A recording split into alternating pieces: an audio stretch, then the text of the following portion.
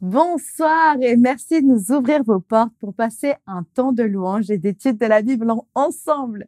On s'installe confortablement parce que Bon Sabbat chez vous, saison 6, commence maintenant.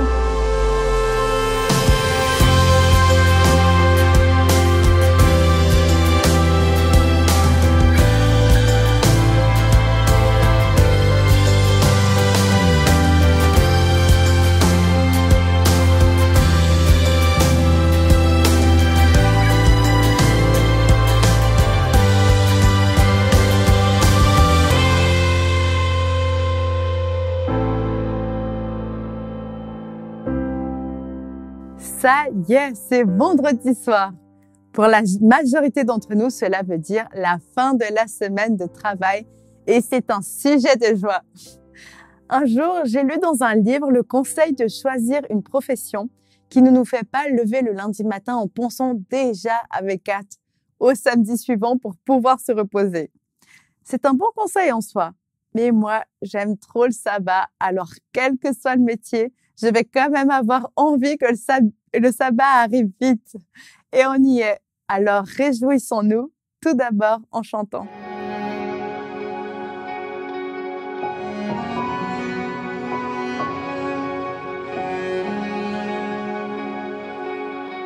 Même si pour moi tu devais t'abaisser pour porter ma vie et tout réconcilier, me montrer le Père qui m'a tant aimé. Je sais que pour moi tu l'as fait. Je sais que pour moi tu l'as fait. Même si tu devais quitter toute gloire, venir t'incarner, épouser notre histoire,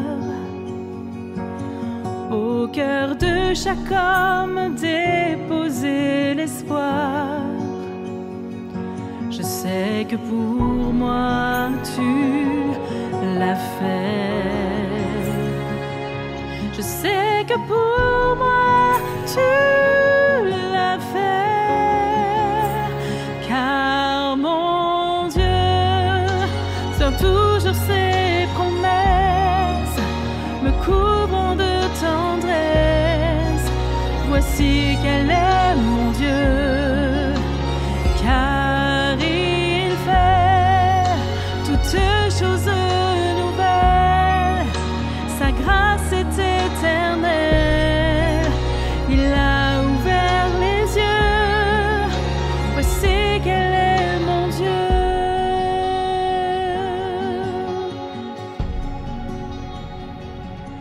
Même si la croix devenait ton fardeau, le poids de ce monde, l'oubli dans le tombeau, pour essuyer toute larme et tout sanglot, je sais que pour moi tu l'as fait. Je sais que pour moi tu l'as fait, car mon Dieu tient toujours ses promesses, me couvrant de tendresse. Voici quel est mon Dieu, car il fait toutes choses nouvelles. Sa grâce est éternelle, il a ouvert les cieux. Voici quel est mon Dieu.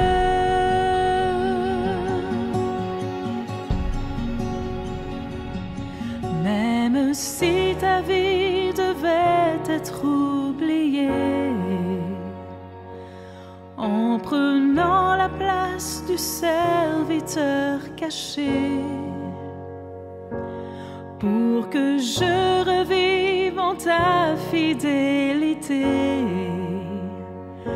Je sais que pour moi, tu l'as fait.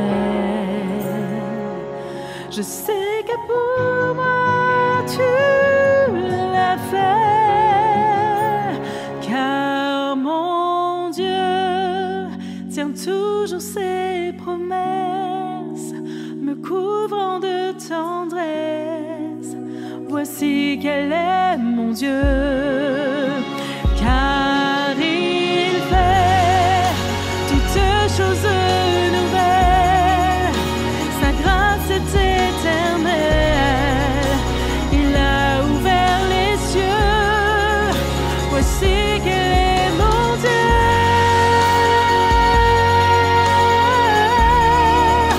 Voici quel est mon Dieu.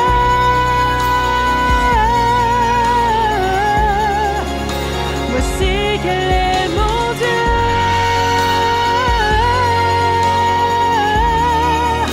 Voici quel est mon Dieu.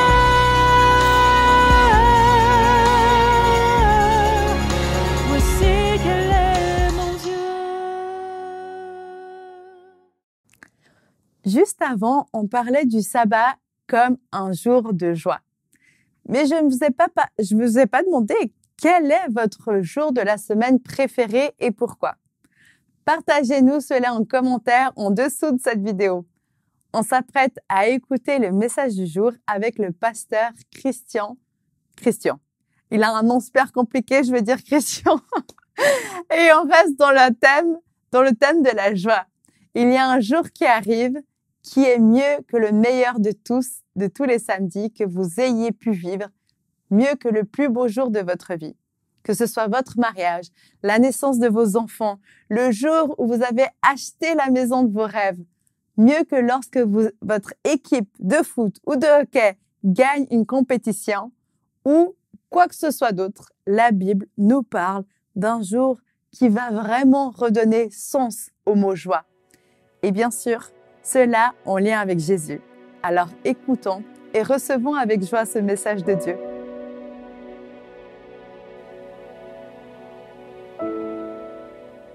Bonsoir et bon sabbat chez vous. Ce soir, retournons environ 2550 années en arrière. On se situe entre 535 et 520 avant Jésus-Christ. On se trouve en pleine période de retour. Le peuple juif a reçu l'autorisation de quitter Babylone et de retourner à Jérusalem. Merci Cyrus, roi des Perses. Mais encore plus, et surtout merci Seigneur, de tenir tes promesses et d'être fidèle. Effectivement, Dieu, à travers le prophète Jérémie, avait promis qu'après 70 ans, l'exil prendrait fin. Le retour se fera en 3 phases. La première sous Zorobabel, 536 avant Jésus-Christ, et les 2 suivantes sous Esdras et Néhémie. C'est sans doute parmi ces premiers revenants qu'on retrouve Agé et Zacharie, 2 prophètes qui ont commencé leur travail, comme l'indiquent les premiers versets de leur livre, à la 2e année du règne de Darius, c'est-à-dire en l'an 520 avant Jésus-Christ. On pourrait dire que l'une des tâches de ces 2 prophètes était de motiver le peuple à reprendre la construction du temple, commencée 14 à 15 ans auparavant, mais rapidement abandonnée à cause de découragement. Esdras 5, verset 1 nous dit « Le prophète Agé et le prophète Zacharie, fils d'Iddo, parlèrent au nom du Dieu d'Israël aux Judéens qui étaient en Juda et à Jérusalem. » Aujourd'hui, on pourrait dire que Dieu envoya 2 coachs pour remotiver le peuple à se remettre au travail. Et le résultat se fait ressentir. Esdras 6, verset 14 nous dit « Les responsables juifs, encouragés par les messages du prophète Agé et du prophète Zacharie, continuèrent avec succès la construction. Concentrons-nous ce soir sur le dernier des deux prophètes, c'est-à-dire Zacharie, un jeune prophète comme on peut le lire dans le chapitre 2 du livre. Il fait partie des 12 petits prophètes, pourtant avec ses 14 chapitres, Zacharie est le plus grand des 12. Motiver les Hébreux à la repentance, voici la première tâche de notre jeune coach. Les premiers versets du livre sont un appel de Dieu. Revenez vers moi, ne faites pas la même erreur que vos pères, et moi, je reviendrai vers vous. Dieu se rapproche une fois de plus de son peuple et les incite à reprendre le chemin avec lui après 70 ans d'exil. Ce qui est assez étonnant, c'est le verset 1 du chapitre 1, où on peut lire « Le 8e mois, la 2e année de Darius, la parole du Seigneur parvint à Zacharie, fils de Béréchia, fils d'Iddo, le prophète. » 3 noms, Zacharie, Béréchia et Iddo. Zacharie signifie « le Seigneur se souvient ». Béréchia signifie « le Seigneur bénit ». Et Iddo signifie « en temps voulu ». C'est comme si Dieu se révèle à travers ces 3 noms. En les raccordant, nous pouvons lire « le Seigneur se souvient et bénit en son temps ». Oui, le livre de Zacharie est un livre d'encouragement. Son livre parle d'espoir, de motivation. Mais on y trouve également la promesse d'un roi qui va venir. Il faut comprendre qu'Israël, après son séjour en exil, se retrouve dans son pays sans roi. Pourtant, le roi fait partie intégrante de l'identité du peuple. Mais à ce moment-là, ils sont gouvernés par un gouverneur. Zacharie vient donc apporter cette promesse et cette espérance d'un roi qui va venir, un roi messianique. C'est dans Zacharie 9, verset 9, qu'il nous parle de ce roi à venir. Sois transporté dans l'allégresse, Sion la belle, lance des acclamations, Jérusalem la belle. Il est là, ton roi, il vient à toi. Il est juste et victorieux.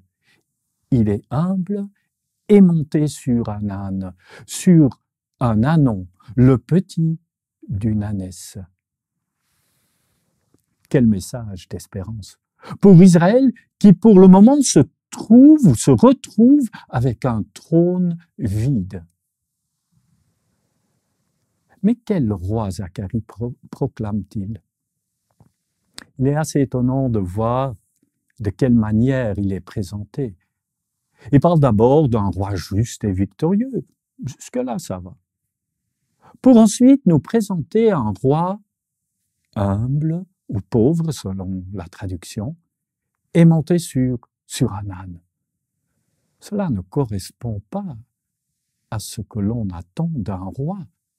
Absolument pas. 550 années plus tard, Matthieu et Jean voient que cette prophétie est en train de s'accomplir sous leurs yeux. Jean 12, versets 14 à 16 nous dit « Jésus trouva un ânon et s'assit dessus, selon ce qui est écrit.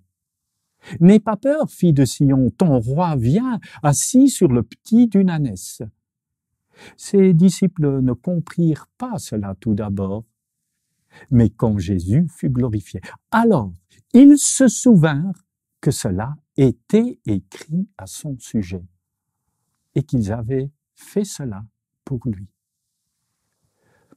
Matthieu 21, verset 4 nous dit « Cela arriva afin que s'accomplisse ce qui avait été dit par l'entremise du prophète. » Le roi promis de Zacharie reçoit ici un visage. Peut-être vous vous souvenez, vous, début décembre 2023, dans Bon Sabbat chez vous, j'ai pu parler du psaume 118, dont les versets 25 et 26 s'accomplissaient à Jérusalem, quand Jésus entrait dans la ville. Le peuple criait « Hosanna », ce qui veut dire « Seigneur, sauve-nous maintenant ». Et il disait « Béni soit celui qui vient au nom du Seigneur ». Étonnant de voir que Zacharie 9, verset 9, s'accomplit également à ce moment-là. Jésus entre dans la ville de Jérusalem sur le dos d'un âne. Quasiment, mot pour mot, s'accomplit ce que 550 ans auparavant avait été prophétisé. Le roi qui se présente est un roi Ani.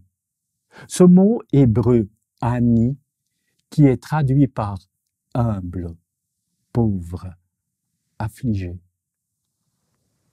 Le mot ne décrit certainement pas un roi faible. Ani vient du mot Anna, être abattu ou affligé. Le mot porte en lui la notion de s'incliner, se courber, se prosterner. Jésus ne le fera-t-il pas peu de temps après, en s'agenouillant devant ses disciples, en leur lavant les pieds? Le roi Ani est le roi qui estime l'autre plus important que soi-même. C'est le roi qui est venu pour servir l'autre, même à donner sa vie pour son prochain. Comme on peut le voir, le roi annoncé par Zacharie n'arrive pas comme un roi conquérant, puissant et victorieux. Il n'apparaît pas sur un cheval, image de force, de guerre et de royauté. Il arrive sur le dos d'un âne. Pour nous, peut-être vu comme un animal insignifiant ou de second choix, mais pas en Orient. L'âne symbolise ici plutôt le caractère pacifique du roi Messie. La foule n'a pas d'idée de ce que Jésus vient faire pour eux. Eux, ils pensent que Jésus vient les délivrer de la domination romaine. Malheureusement, ils ne comprennent pas que Jésus vient libérer l'humanité de l'oppression du péché. Mais ce qui compte, chers amis, c'est qu'il est là, exactement comme Dieu l'avait annoncé et promis à travers les paroles de Zacharie. Pourquoi est-ce si important de comprendre ce que Zacharie a écrit il y a 2550 ans? Savez-vous que cette espérance et l'encouragement que le prophète partageait avec le peuple s'applique aussi à nous aujourd'hui? L'espérance, c'est la promesse du roi des rois qui reviendra. Dans son dernier chapitre, Zacharie 14, verset 9, Zacharie nous prophétise « L'Éternel sera le roi de toute la terre. Ce jour-là, l'Éternel sera le seul Éternel et son nom sera le seul nom. » Chapitre 9, verset 9 est accompli. Jésus le Messie roi est venu s'abaisser. Il est mort à la croix, il est ressuscité et il est retourné au ciel pour nous préparer une place. Mais l'accomplissement de la seconde partie reste encore à venir. Si Jésus a accompli les prophéties concernant sa première venue, alors soyons certains que celles qui font référence à sa seconde venue s'accompliront avec certitude. Le roi arrive. L'attends-tu? Sommes-nous? Es-tu prêt à l'accueillir? Malheureusement, une grande partie du peuple d'Israël n'accueille pas ce roi humble et doux. Zacharie le prophétise également. non pas dans le chapitre 9, mais dans le chapitre 11. Ce n'est plus un roi qui est présenté, mais un berger. Un berger qui est finalement pris en dégoût par les moutons, comme nous le rapporte le verset 8. Remarquable les détails que Zacharie donne concernant le berger dans les versets 12 et 13. Je leur dis, c'est donc le berger qui parle ici. Je leur dis, si vous le trouvez bon, donnez-moi mon salaire, sinon ne le donnez pas. Et ils pesèrent pour mon salaire 30 sicles ou pièces d'argent. L'Éternel me dit ensuite, jette-le au potier, ce prix magnifique auquel ils m'ont estimé. Et je pris les 30 sicles d'argent et je les jetai dans la maison de l'Éternel pour le potier. La trahison du Christ se reflète parfaitement dans ces paroles. Lui qui avait dit qu'il était le bon berger. Tout d'abord, un salaire est discuté. Que vaut le salaire du berger? Matthieu chapitre 26, 15 nous rapporte que Judas marchande le prix pour trahir Jésus. Que voulez-vous me donner et je vous le livrerai? Dans Zacharie, le salaire sera finalement de 30 pièces pour le berger. Exactement la même somme que Judas percevra. Jésus, notre berger, a été vendu pour 30 pièces d'argent, le prix d'un esclave. Quand un serviteur était tué par accident, c'était le prix qu'il fallait rembourser au maître. On peut trouver ça dans Exode chapitre 21. La ressemblance entre le salaire du berger et le prix payé pour le Christ ne s'arrête pas là. Le verset 13 nous rapporte finalement que cet argent est jeté dans la maison de l'Éternel pour le potier. Là aussi, Matthieu nous décrit exactement l'accomplissement à travers Judas. Judas, pris de remords, il va ramener cet argent et les jeter dans le temple aux pieds des prêtres et anciens. Ceux-ci refuseront de garder cet argent, bien sûr, argent tacheté par le sang et le meurtre, mais ils vont l'utiliser pour acheter le champ du potier, pour y enterrer les étrangers. Comme Zacharie l'avait écrit, cet argent finalement allait revenir au potier.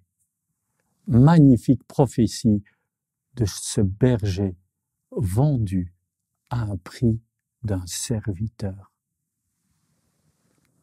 Philippiens 2, versets 7 et 8 le décrit si bien.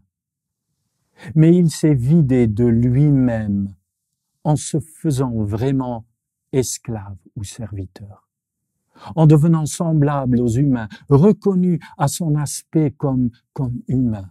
Il s'est abaissé lui-même en devenant obéissant jusqu'à la mort sur la croix.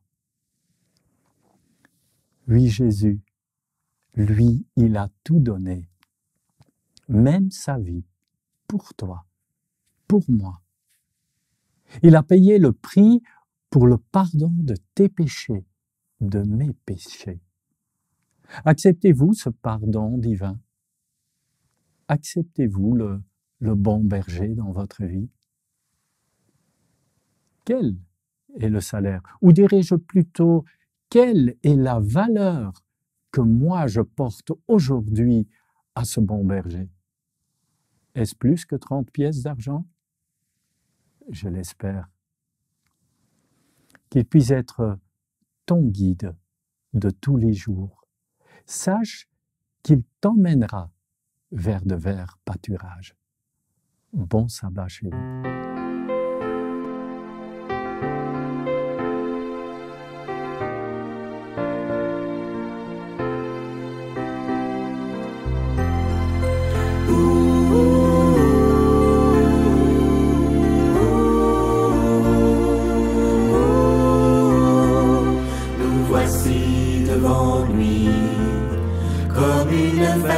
Nous sommes tous réunis pour louer celui qui nous a aimés et s'est sacrifié. Nous avons décidé, comme une famille, de l'aimer à jamais, car rien dans ce monde n'a plus d'importance. Faisons-lui confiance.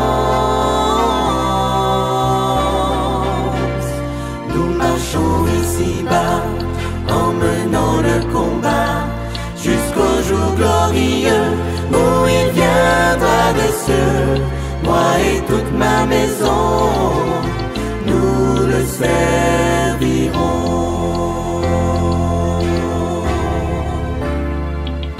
C'est aujourd'hui que nous devons choisir. N'attendez pas à demain, saisissez donc sa main. Moi et toute ma maison, nous le servirons.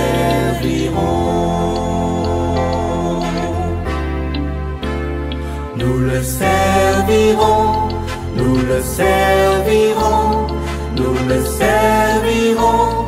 Il en est digne, nous le servirons, nous le servirons, nous le servirons.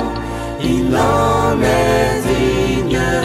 C'est aujourd'hui que nous devons choisir. N'attendez pas à demain, saisissez donc sa main. Moi et toute ma maison, nous le servirons.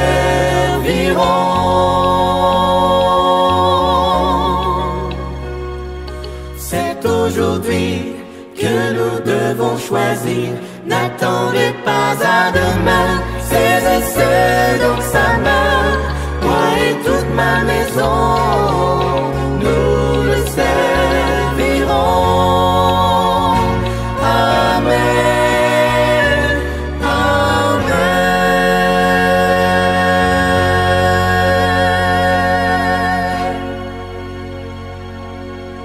Prions ensemble. Oui, merci Seigneur, grand Dieu. Merci que tu es venu sur cette terre. Merci que tu as envoyé ton Fils, le roi, assis sur l'âne, ce roi qui s'est humilié pour nous à la croix.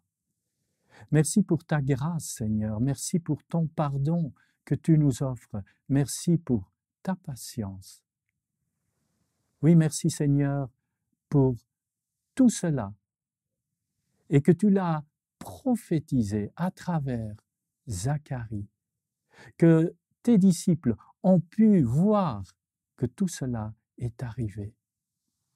Et aujourd'hui pour nous, Seigneur, nous aussi nous t'attendons en tant que roi, notre sauveur, le roi des rois. Et tu as promis que tu allais revenir. Oui, Seigneur, prépare-nous et reviens bientôt. Bénis-nous maintenant dans cette journée de sabbat. C'est ma prière au nom de Yeshua. Amen. Quelle soirée! J'espère que vous éteindrez votre ordi ou votre téléphone après cette émission, plein d'espoir et de joie. Si c'est le cas, ne gardez pas cela pour vous et partagez cette vidéo avec la personne de votre choix, que vous aimez et qui a besoin d'entendre ça. C'est simple, il y a un petit bouton « Partager » juste sous la vidéo.